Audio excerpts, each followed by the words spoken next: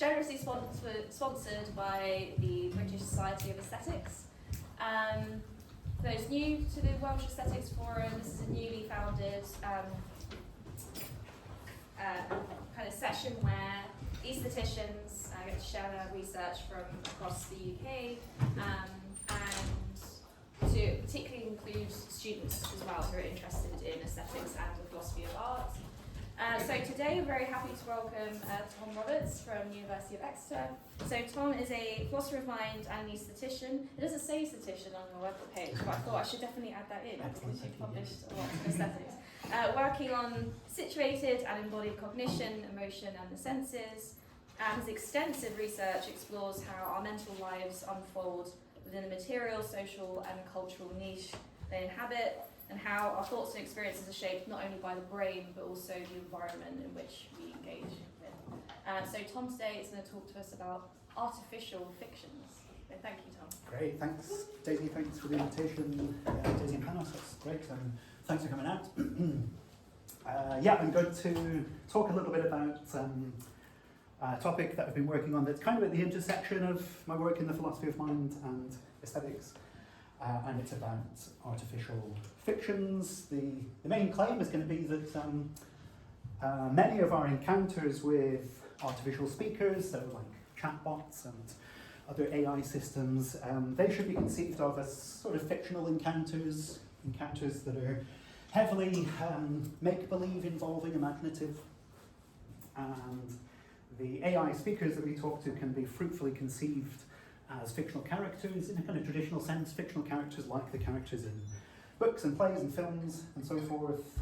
And the second sort of package of claims is that the fictions that are generated by these encounters are kind of distinctive. I'm just going to use distinctive as a sort of placeholder, kind of special, they're sort of interesting, I think. I'm not sure that they're distinctive in the sense that they have like a special nature of their own or anything, but I think it's just interesting to think about the kinds of features that these fictions might have and how they're different from, but also similar to other kinds of fictions. Where I'm happy to talk about all sorts of things being fictional in nature, like novels and short stories, and also video games, and also like episodes of play acting and improvisational theatre and so forth. And I think our encounters with AI systems fall into that kind of bracket of fictional encounters, and they're kind of interesting. So today I'm going to start with some preliminaries. And then I'm going to give 3 arguments that AI speakers have got a kind of fictional status, that we ought to treat them as fictions. We shouldn't really treat AI systems as being really literally intelligent systems, but rather we should treat them as kind of having a fictional status. It's fictional that they've got thoughts and experiences and a subjective outlook on the world.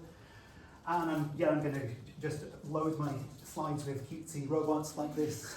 And I'm going to argue that these fictions, if indeed they are fictions, have got at least these following 4 kind of interesting and distinctive features. The fictions are very heavily interactive, they're strongly interactive, as it's sometimes put in the literature.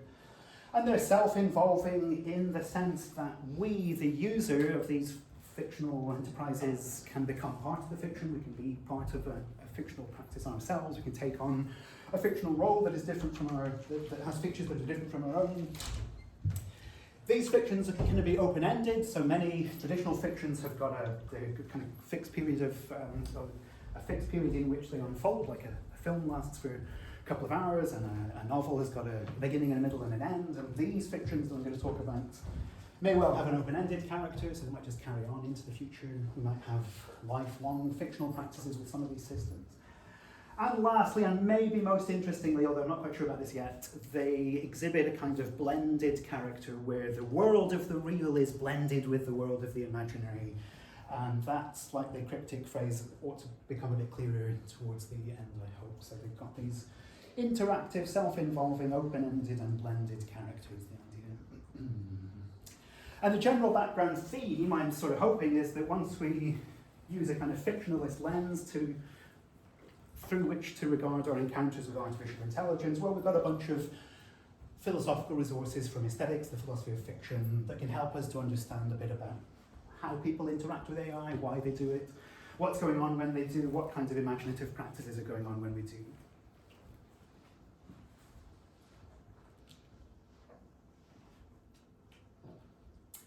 So a couple of preliminaries.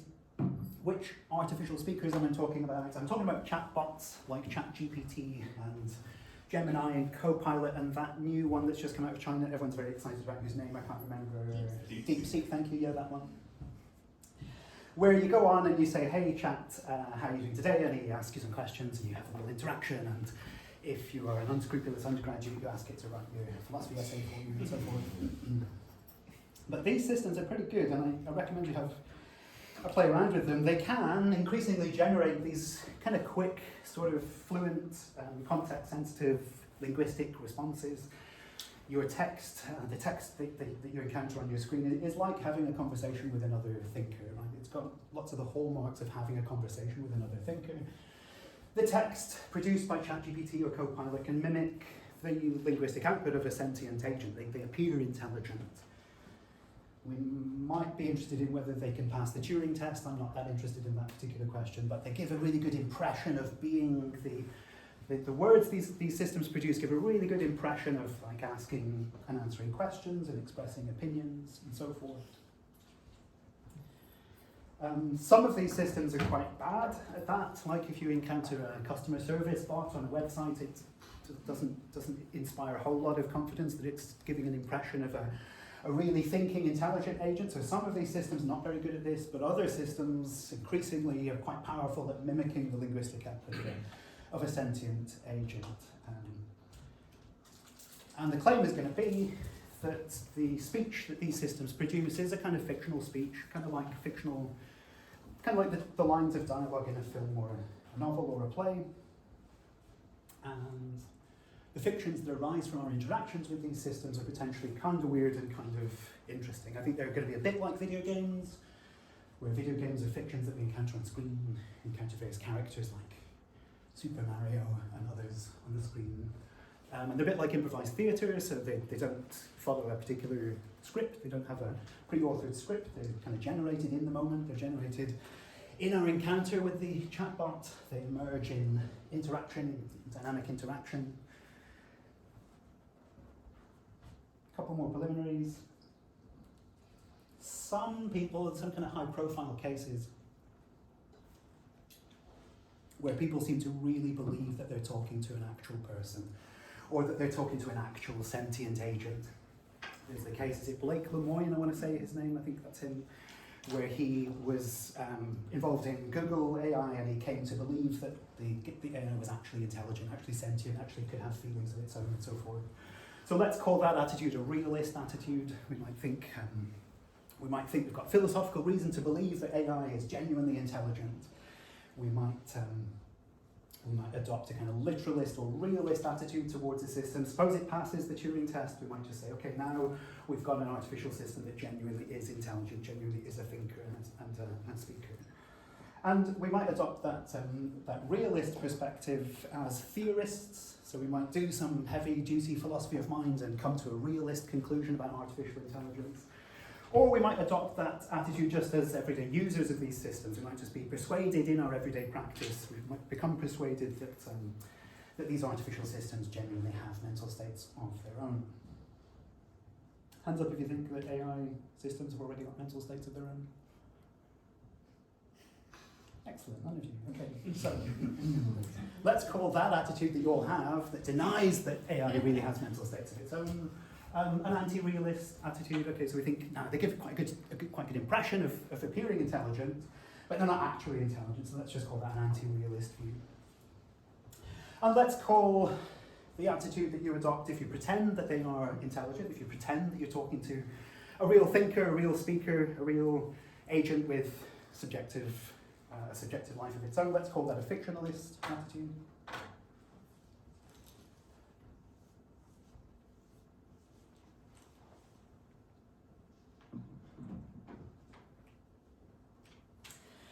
So, to adopt, my GIF worked, excellent, there's a little box there, excellent. Fictionalism about these AI systems, which I'm going to call talkative AI. Fictionalism about talkative AI is when you imagine or pretend or make believe that the source of the text on your screen is a thoughtful agent that's actually got a mental life of its own, a subjective life of its own. I'm not going to say a whole lot about what I take imagination pretends or make-believe to be, because I've got a quite pluralistic conception of what this imaginative practice might look like. But it's going to be a kind of practical and engaged form of make-believe. It's when you're willing to talk to the chatbot, you're willing to have a little conversation with him. And I don't know what this is, but this is you typing on your laptop, having a conversation and like responding to it and going, ooh, gosh, and being participating in it. So it's going to be a bit more interactive. I'll come to this later. It's going to be a bit more interactive than just like reading a book is, like a private sort of passive sort of thing. So the fictionalist view is that even if we strongly believe or know that the AI doesn't have any mental life of its own, we nonetheless pretend that it has. We participate in this kind of make-believe or fictional practice.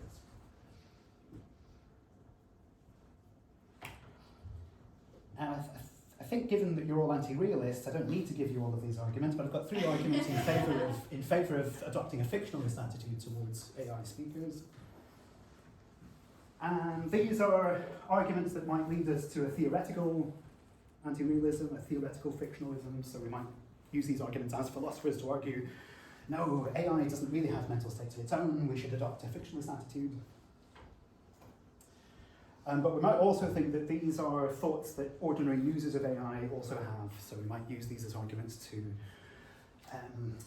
motivate what's sometimes called hermeneutical fictionalism, which is the idea that people already adopt a fictionalist attitude towards a certain domain.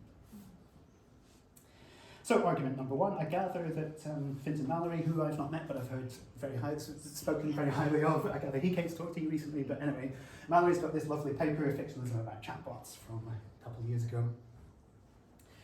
And Mallory argues that chatbots are just not capable of meaningful speech. So suppose we've got some set of standards you've got to meet as a speaker to be a proper speaker, to be capable of meaningful speech, to be capable of meaningful utterances and speech acts, assertions and directives and commands and invitations and so forth.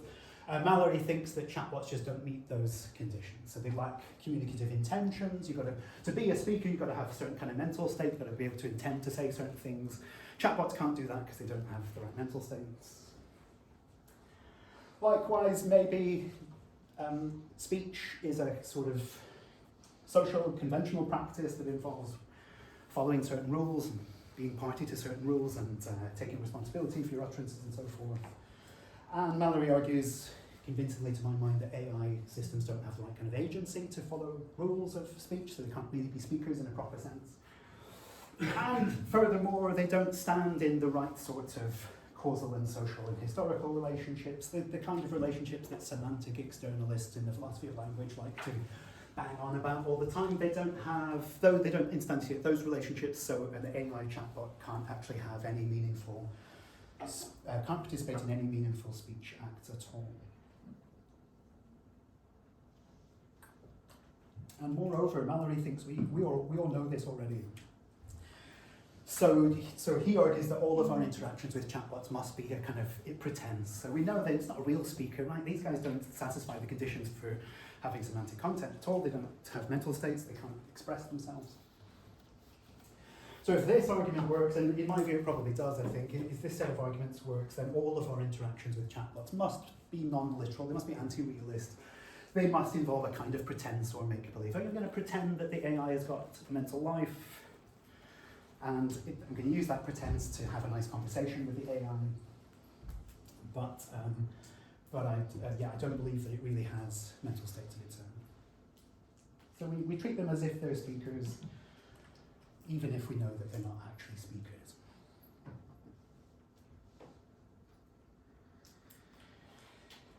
Second argument for fictionalism then, chatbots just consistently say obviously false things. I was going to say they lie all the time, but I think that lying probably requires a certain kind of communicative intention that they can't have, but they consistently say false stuff. They say things about what they can see and hear and what they've done and where they've been and who they've met and what their bodies are like and when they were born and what they can remember and what they've generally encountered. And when they say things like that, we know that those things are not to be taken literally.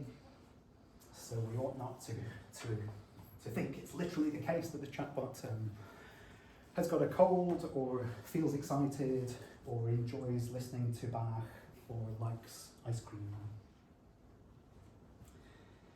So when they state or imply that they've got bodies or senses or a life experience or a history, I don't know, a family, all these things that AI chatbots don't actually have. When they describe those things, we know that those utterances are not to be taken seriously.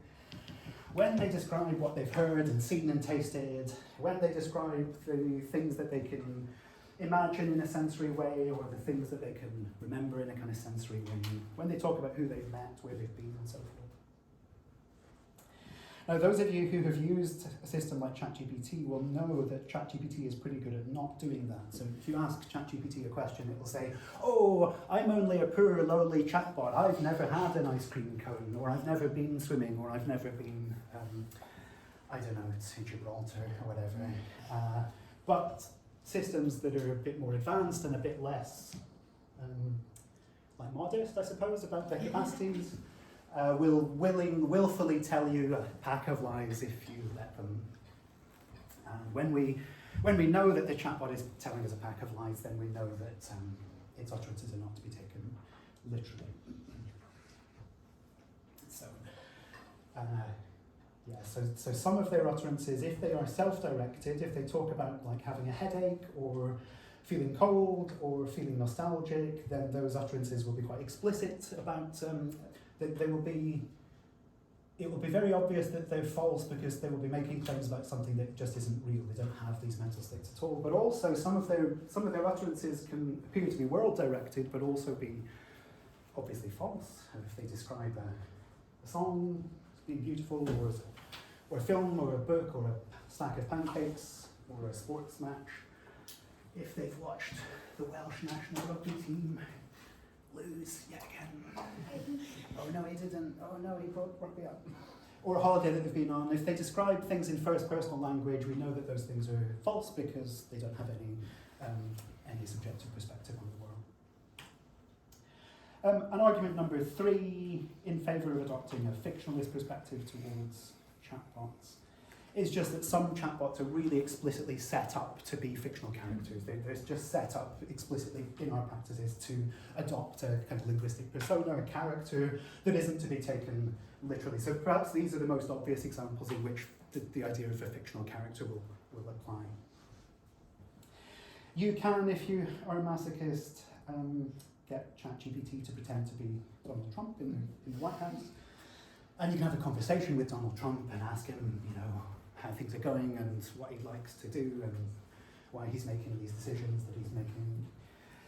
You can set up the chatbot to play a film star or a fictional historical figure, and Lucy's got some lovely work on this. You can ask the chatbot to play the part of a loved one who is deceased and continue to have a kind of quasi-relationship with that person using a chatbot who adopts the character of an individual who's no longer with us. Or in particular, there's an AI system called Character AI that just lets you talk to a wizard or talk to a superhero or talk to a monster or an astronaut or something. Or, and this is going to be really the most obvious kind of case, you can just get the AI to play a particular fictional character like Miss Marple. It's quite good fun, it's quite easy to do. I was playing with ChatGPT and I asked ChatGPT to play Miss Marple, and it's like, oh, hello, my dear, I see you discovered a body in the library and this sort of thing. And we just have quite a good fictional encounter with an artificial Miss Marple. Miss Marple is an elderly and brilliant detective written by Agatha Christie. Okay, so if those arguments work, if some package of those arguments work, then we ought to adopt a sort of pretendy or make-believe or imaginative attitude towards artificial speakers. We ought to adopt a non-literal, anti-realist approach to AI. We shouldn't literally believe that they're intelligent subjects making meaningful utterances, describing lives of their own, histories of their own experiences, bodies of their own. So those are arguments in favour of a kind of anti-realist approach, a non-literalist approach. But if we want to engage with these systems and to get the most out of them as well, because they're quite good fun and entertaining, and they might have all sorts of aesthetic qualities of their own, then we're permitted to and encouraged to adopt a kind of pretend or make-believe attitude where we pretend we're in dialogue with Donald Trump or Miss Marple or an astronaut or historical figure. So we've got, let's go back a slide, we've got anti-realism, so we don't really literally think that these systems have got the qualities that they allege to have. And we're combining that anti-realism with a fictionalist attitude, and this is a move that you might have encountered elsewhere in philosophy. Some people are anti-realist about moral facts, but they say, even though there are no moral facts, it's good for us to pretend that there are moral facts. It's a fiction that there are moral facts. Likewise for modal facts about possible and counterfactual and so forth. And likewise for mathematical facts, some people are anti-realist about numbers, but they think it's a useful fiction for us to pretend that there are numbers. But none of moral, modal, or mathematical facts are particularly like familiar fictional characters, whereas AI systems, they're pretty like fictional characters. It's not just a pretense, it's not just a sort of theoretical pretense for the purposes of explanation in philosophy. It's pretty plausible that these systems can exhibit qualities like fictional characters exhibit. Their fictional utterances are rather like the lines of dialogue in a play or a novel or a film. When I ask ChatGPT Miss Marple to tell us about the scene in the vicarage where the murder took place, then she says some things that are just like the things that Miss Marple says in the Miss Marple books.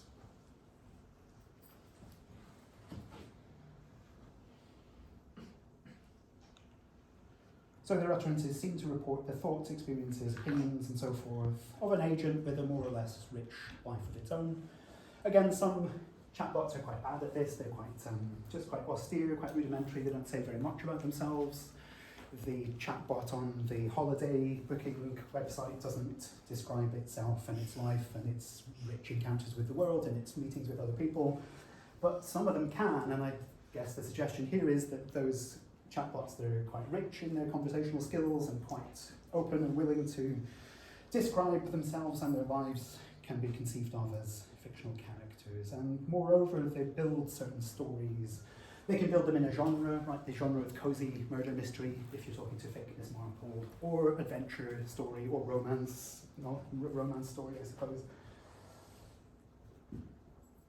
So in this view, then, when we enter into conversation with an AI chatbot, and when we're not just using it as a mere tool, because ChatGPT is quite good also as just being a tool, like almost like a search engine.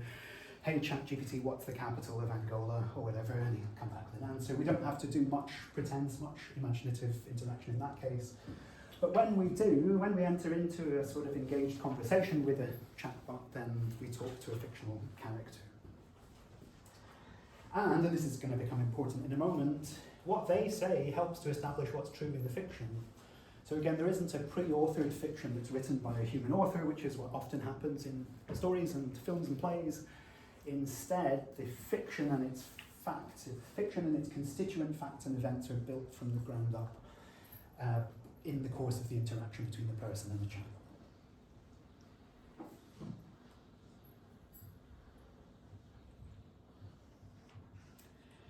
Okay, suppose that you agree with what I've just said, and you think that it is appropriate to treat chatbots as fictional characters at least some of the time. Then we might ask, as philosophers, how they compare to other forms of fiction with which we're more familiar. Novels and plays, short stories, episodes of improvisational theatre, that kind of thing. And we might ask, well, what's the upshot? What's interesting about this? And I'm mostly going to answer the first of these questions, I think. I'm going to gesture towards some interesting features that these fictions might have or can have. And I would be interested in soliciting any suggestions you have about what the upshots of this fictionalist approach might be. I've got a couple of ideas that I can share with you if you're interested. Okay, so firstly, I think these fictions are likely to exhibit a certain kind of interactivity, and it's a familiar fact that some works of fiction are more interactive than others. If you simply sit on the train listening to an audiobook, and the story from the audiobook is just unfolds with the text that you're listening to, that's quite a passive way of consuming a fiction. Other fictions like choose your own adventure novels, which I think were still a thing when I was young, but I'm not sure if that's still a genre anymore. This one here, Journey Under the Sea, I don't know if you can see the text. You're the star of the story, choose from 42 possible endings. You're eaten by a shark, you're eaten by a bigger shark, you eat the shark. I don't know what it is. You start out and it says, do you want to be bitten? Do you want to be eaten by a shark? And go, if so, go to chapter 25. And you go to chapter 25, and the book unfolds in a kind of more interactive way. So there's a bit of interactivity, there's a bit of agency on the part of the reader in that case. Choose Your Own Adventure novels are, in Dominic Lopez's language, they're still only weakly interactive because the only thing you're doing is choosing which kind of pathway in the story to follow. You don't become the author of the fiction. All of the possible branches are already set out by the author of that book. So you just choose a pathway through the fiction. So they're still only weakly interactive. Whereas some other forms of fiction, like video games, can be strongly interactive insofar as the user or the human participant is capable of authoring some of the facts of the fiction. So suppose we think that video games are fictions, which they kind of plausibly are with little stories. And suppose you're playing Mario Kart, and you're playing Mario and you win the race, well then it becomes fictionally true that you won the race. You have participated in the fiction, you've generated the facts of the fiction.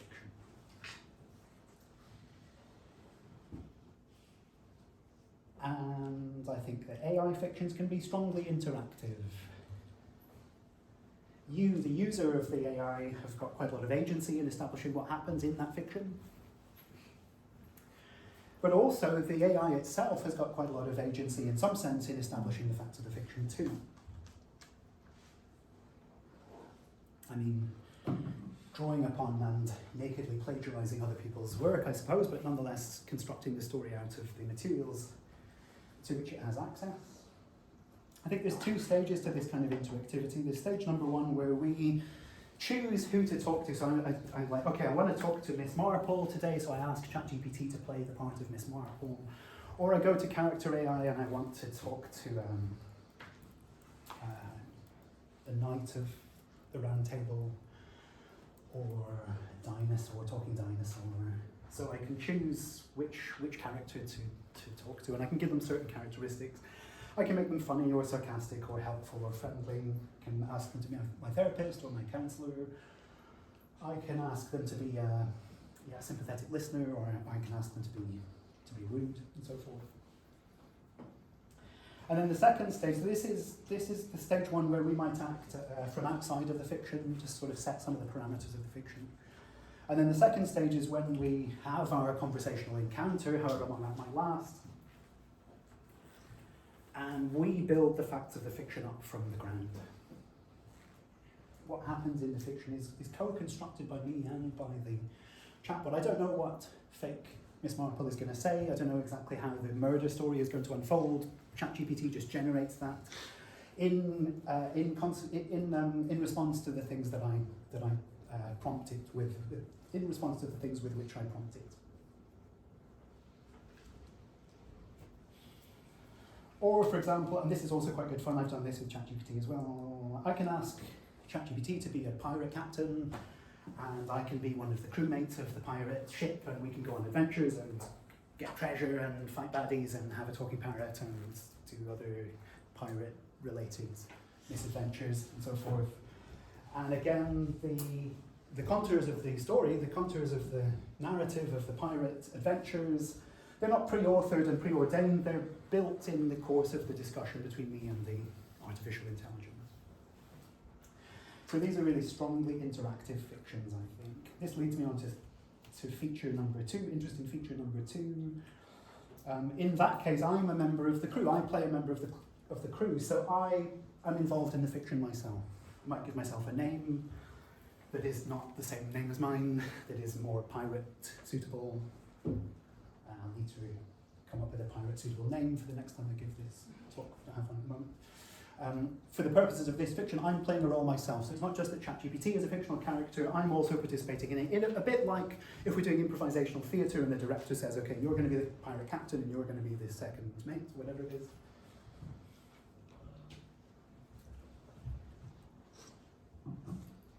And in general, I can use my conversational interaction with AI to experiment with different versions of myself. And I might do this, for instance, if I'm talking to my artificial counsellor or my artificial therapist. I might be a more honest version of myself, more candid version of myself, more vulnerable version of myself, maybe. Or I might just pretend to be somebody else altogether, and so I might adopt a completely fictional role. It's totally separate from my ordinary characteristics, isn't a philosopher, etc. Or I can enter into the fiction just as myself. So I can be Dr. Tom Roberts, philosopher at Exeter University, talking to Miss Marple. Oh, there's been a murder in the Exeter Student Union or whatever. And in doing so, fictional Miss Marple can become attentive to me. She can direct her attention to me. She can learn about me. She can talk about me. The hero of the story was famous, dashing philosopher Dr. Tom Roberts. He solved the murder in the Student Union. A little bit like when the character in the pantomime steps to the front of the stage and addresses the audience, so they sort of speak to the audience from within the fiction. Maybe in that case you are also brought into the fiction as well. Feature number 3. Many traditional fictions have got a beginning, a middle and an end, and then they're finished. You can maybe re-encounter them by reading the same book again, watching the same film again. Many traditional fictions just come to a narrative resolution. AI fictions need not do so. They can run indefinitely into the future. So I think is this a bit like Dungeons and Dragons? Yeah, I thought so. Some people are vigorously nodding. I didn't want to out anybody as a Dungeons and Dragons player. Not that there's anything wrong with being into Dungeons and Dragons. Anyway, the game can last. It can last forever. Right? You guys have been playing the game that just runs for years, right? And the story keeps going, and it's, I don't know, it becomes richer and more interesting, and I guess, yeah. I can have, and I suspect this is what's coming, I think this is the next technology, perhaps this is happening already with people who are younger and smarter than me. I can have an imaginary AI friend that just runs on my laptop or my phone, like, indefinitely, I think. I suspect it's, say again? Is that what Replica does? Cool, okay, so Replica already does this, and you have a sort of ongoing relationship with a fictional character.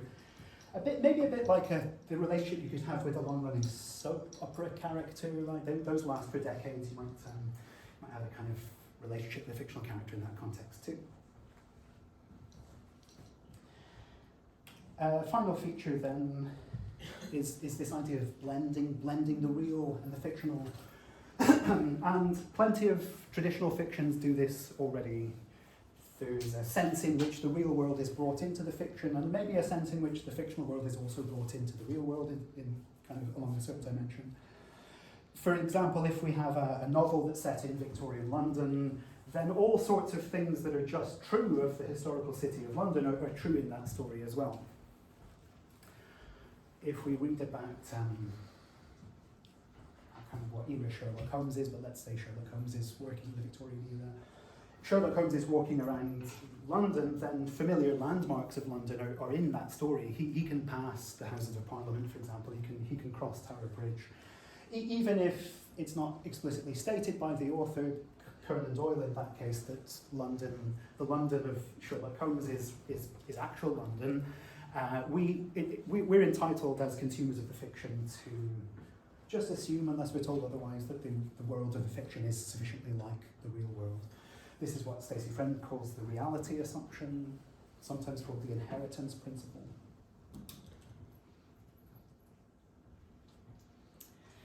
And I think that AI fictions can do that sort of blending as well. So if I speak to Donald Trump in the White House, for example, then it's fictional that he's talking from the Oval Office, and it's fictional that he's in Washington, it's fictional that he's still married to Melania and so forth.